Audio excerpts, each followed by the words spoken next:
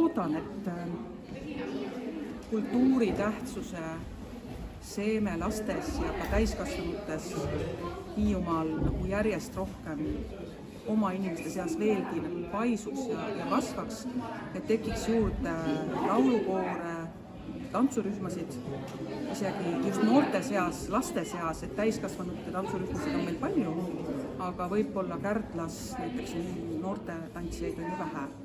Et selle tõttu ma ka just Jaanikaga alguses selle tahtsin nagu koos teha, et rahvatants leiaks noorte seas rohkem populaarsust. Ja kui me kunstilise meeskonnaga kokku saime, siis tegelikult oli see õpetaja Tiia, kes ütles, et tema ka on mõelnud, et tahaks tantsida. Ja sealt see mõte idanema hakkas. Ja siis mõtlesin, et aga miks mitte, see sobiks nii hästi ja see oleks lastele nii toredaks eeskujuks. Ja minu meelest see tants ka oli nii südamlik ja kuidagi selle etenduse kontseptsiooniga sobis nii hästi ja mul on nii hea meel, et õpetajad selle kõigega kaasa tulid. Ja mulle oli algus väga raske. Kui oli vaja keerata paremale, siis mina keerasin vasakule, kui oli vaja tõsta vasak jalg, siis ma tõstsin parema, sest ma ei suutnud oma aju ja keha koostöösse häälestada.